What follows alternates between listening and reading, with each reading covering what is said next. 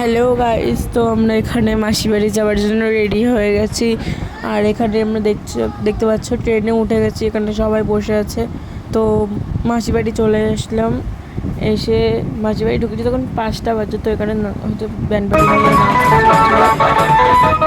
নাচ যাচ্ছে। এখানে দিদিরা নাচ করছে। ওই যে শাড়ি পরে রয়েছে জন, ওই দুটোই দিদি হয় আমার মাসির মেয়ে।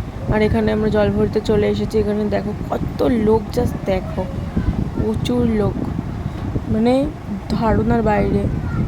আর এখানে দেখতে পাচ্ছ ছেলেদের ড্রেসগুলো সব সেম। ওখানকার নাম হচ্ছে ধলতিতা কালীবাড়ি, তো তাই সেই নামেই ড্রেসগুলো বানিয়েছে ছেলেরা। আবার পেছনে যে যার ইচ্ছা মতন নিচে নামও দিয়েছে। এখানে মাসি, ওখানে মামি আছে, ভাই নাচ করছিল, এপাশে মামি আছে, ওই যে মাসি নাচ করছে, দেখতে পাচ্ছ কেমন করে। ভাইকে করছিল, খচাচ্ছিল, আর ও খোঁচে নাচ করছে। আর এখানে দেখো সন্ধেবেলার মুহূর্তটা, এই ডেকোরেশনটা দেখে কমেন্টে নিশ্চয়ই বলবেন কেমন হয়েছে। পুরো ডেকোরেশনটা, মানে ওপরে যে প্যান্ডেলের ডেকোরেশনটা, এটা পুরো জামাইবাবু করেছে আমার। তো দেখে বলবে কেমন হয়েছে, কমেন্টে নিশ্চয়ই জানাবে। আর এই জায়গাটা তো সবার খুবই পছন্দ হয়েছে। এই জায়গাটাও খুব সুন্দর হয়েছে। এটা একটা দাদা করেছে ওখানকার, খুবই সুন্দর করেছে, হাতের কাজটা খুবই সুন্দর।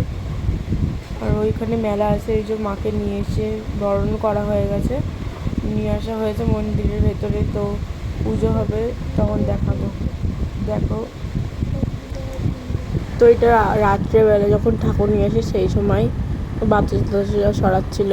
তো এখানে মন্দিরের সামনে রেখেছে, ঠাকুরটাকে ঢোকাবে, ওই কারণে ডেকে দিয়েছে এখানে। তো ওখানে ঠাকুর ঢোকানো হয়ে যাক, তারপরে তোমাদের সাথে কথা হবে। আমি এবার সাজতে বসবো বাড়িতে গিয়ে। ওই যে সাজছিলাম আমি, ওই ভিডিওটা আমি করিনি, যদিও ভিডিওটা বানিয়ে দিয়েছিল আমার বোন। আমি সাজছিলাম বলে। তো এখানে আমার দিদি আমাকে আইলাইনার পড়াচ্ছিলো, দিদিকে খজাচ্ছিল বাস থেকে দাদা, যে কভরি সোনা পড়েছিস বলে, যে মা গলায় অনেক কিছু আছে, গজপতির মালা টালা। এখানে কিছু ছবি শেয়ার করছি, বলবে কোন ছবিটা ভালো লাগছে। এবার মায়ের বিদায়ের সময়, তো সবাই কাঁদছিল মায়ের যখন বিদায় হয়ে যাচ্ছিল। তো এখানে এই যে মাকে মানে ভাষণ দিতে নিয়ে এসেছে, মানে যেটাকে বলে আর কি, মায়ের ঘরে মাকে পাঠাচ্ছে। তো যদিও মন্দির, তাও ওখানে মাকে রাখে না। আমাদের দিকে যেমন মাকে রেখে দেয় মন্দিরেই, বছর বছর পাল্টায়, কিন্তু ওখানে তেমন না। ওখানে সারা বছর ঘটে পুজো হয়, আর মাকে এরকম বিদায় দেওয়া হয়। মানে যেদিন ধরো আজকে পুজো হলো, কালকে মধ্যে মানে কালকে বিদায় দেওয়া হয়ে যাবে এরকম। তো রাত্রে মিস করেছি আমি পাঠাবলিটা দেখাতে পারিনি, যেহেতু সেই সময় ঘুমাচ্ছিলাম আমরা সবাই, তাই জন্য পাঠাবলিটা দেখাতে পারিনি। তো ওখানে ওই যে মাকে বিদায় দেওয়া হয়ে গেল।